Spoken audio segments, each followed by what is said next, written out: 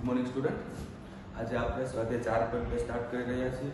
મિત્રો, last time આપણે નિશ્ચયકના ગુણધર્મો શીખેલા, એ બધા ગુણધર્મો સંજ્ઞાની ભાષામાં આપણે શીખેલા, પણ કંઈ વાંધો નહીં, એ ગુણધર્મોનો આજે હું એપ્લિકેશન કરીશ સમ્સ ઉપર, તો તમને ખ્યાલ આવી જશે કે ક્યારે કયો ગુણધર્મ વાપરવો અને એની સંજ્ઞા શું રહેશે। હવે અહીંયા ફર્સ્ટ ઓફ ઓલ હું ક્લિયર કરી દઉં કે આપણે જે કરીએ છીએ પ્રશ્ન સ્ટાર્ટ, એમાં લખ્યું હશે કે ગુણધર્મોનો ઉપયોગ કરો, રાઈટ, અને વિસ્તરણ કર્યા વગર કરો, બેમાંથી એક લખ્યું હોય તો બંને લખ્યું હોય, ત્યારે આપણે નિશ્ચાયકનું વિસ્તરણ કરી શકતા નથી। મિત્રો, વિસ્તરણ કરવાની બિલકુલ મનાઈ છે। જે આપણે 4.1 શીખેલા વિસ્તરણ, એ વિસ્તરણ આપણે કરી શકતા નથી। ફક્ત અને ફક્ત પ્રમેય કે ગુણધર્મોનો જ ઉપયોગ કરવાનો થાય। બીજું, આ મોટા ભાગના દાખલા સાબિતીના હશે। તો પહેલો પ્રશ્ન છે કે આ પ્રશ્ન છે એનો જવાબ 0 સાબિત કરવો છે। તો આપણે એક પછી એક સ્ટાર્ટ કરીએ। મિત્રો, 5-7 સમ્સ તમે બરાબર પ્રેક્ટિસ કરશો તો તમને એક્ઝેક્ટ મેથડ ખ્યાલ આવી જશે। પછી તમે કોઈ પણ પ્રશ્નમાં તમારી રીતે બધા ગુણધર્મોનો ઉપયોગ કરીને કરી શકશો। બહુ જ ઈઝી છે, પણ 5-7 સમ્સમાં થોડું ધ્યાન રાખવું પડશે। સ્ટાર્ટ। આ પ્રશ્નનો જવાબ 0 જોઈએ છે। હવે મિત્રો, અહીંયા આ પહેલી કોલમ છે x y z, બીજી કોલમ છે a b c। મિત્રો, આ બંને કોલમનો જો આપણે પ્લસ કરી નાખીએ તો શું આવે? x plus a, y plus b, z plus c।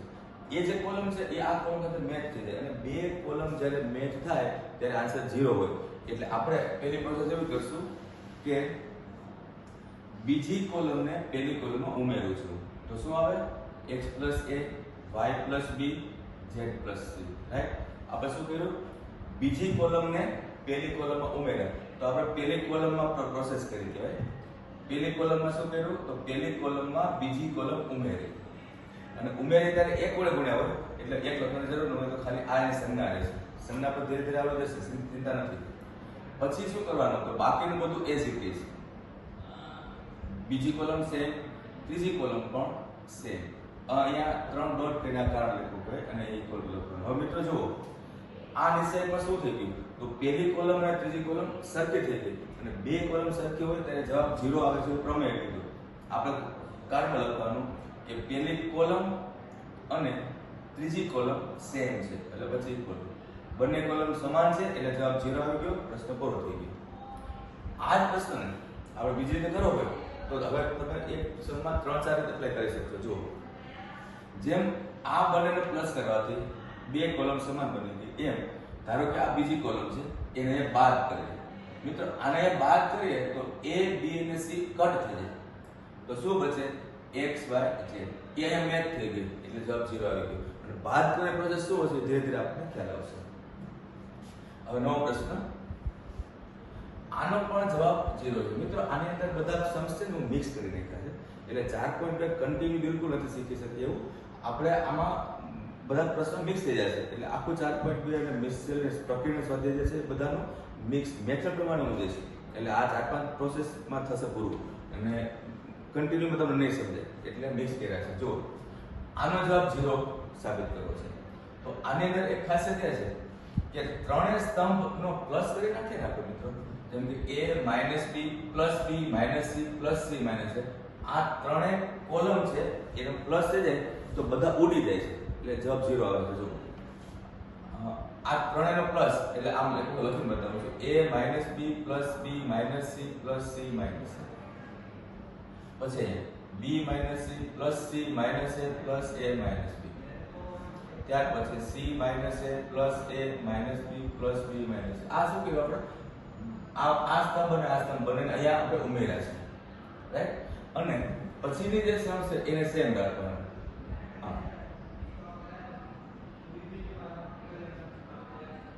આમ તો પરીક્ષામાં આ પદ પણ લખીને બતાવવાની જરૂર છે।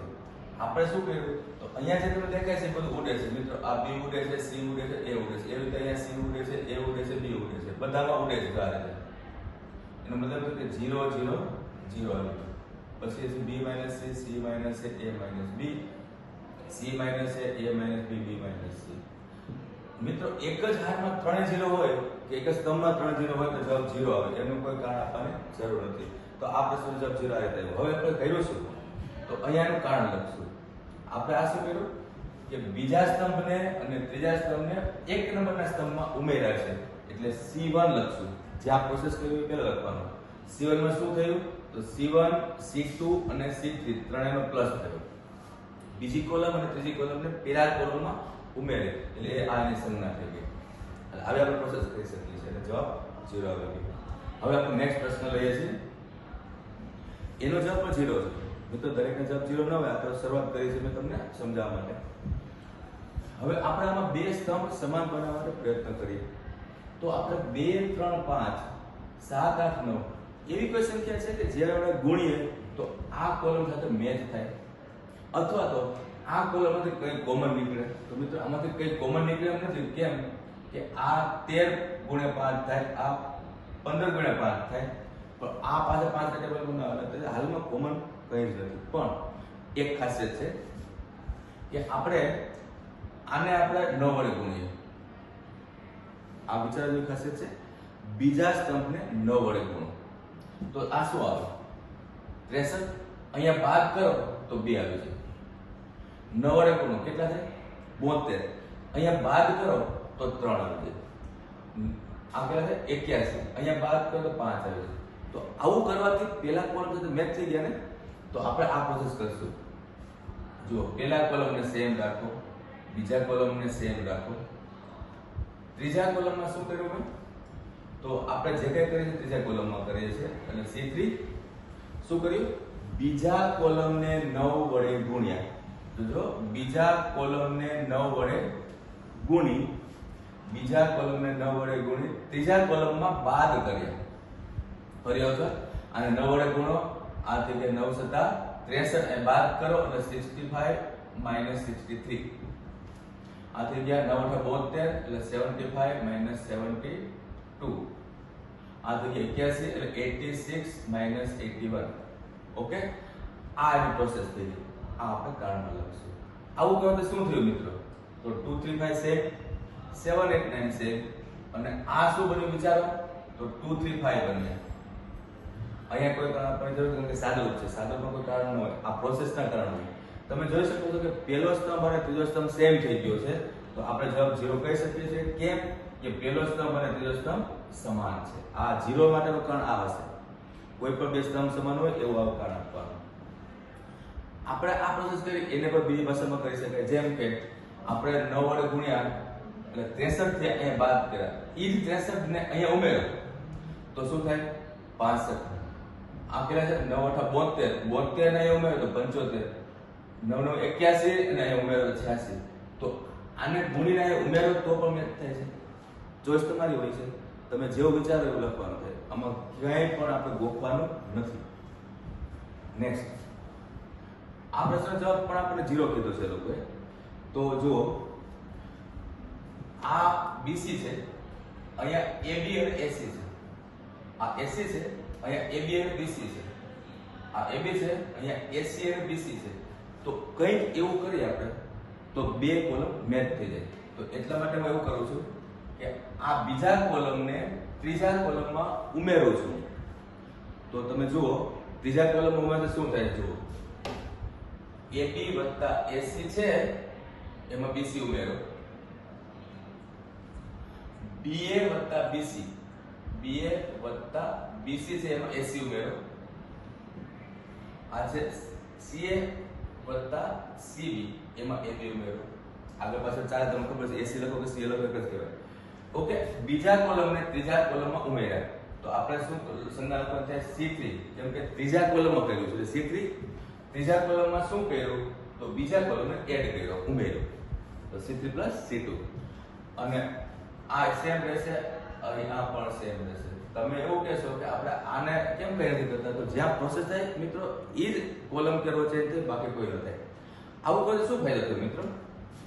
આવું કરે ફાયદો એ થયો કે આ ત્રીજા સ્તંભમાં જે ઘટકો છે એ છે AB વત્તા AC વત્તા BC ત્રણેય જગ્યાએ સમાન છે. એટલે આ ત્રણેય વસ્તુ સમાન છે તેને કોમન લઈ લે. એટલે AB વત્તા AC વત્તા BC કોમન. મિત્રો આ કોમન ક્યાંથી કાઢ્યા આપણે? ત્રીજા સ્તંભમાંથી. તો ત્રીજા સ્તંભમાંથી કોમન કાઢ્યા પછી એક એક એક બચે. આગળ પણ એક એક એક છે અને અહીંયા BC, CA અને AB છે. તો આપણે કોમન કાઢીએ ત્યારે સંજ્ઞા યાદ આવે તો સારું છે, નહીં તો ગુજરાતીમાં લખવાનું કે ત્રીજા સ્તંભમાંથી AB વત્તા AC વત્તા BC સામાન્ય લેતા. ત્રીજા સ્તંભમાંથી AB વત્તા AC વત્તા BC કોમન લેતા.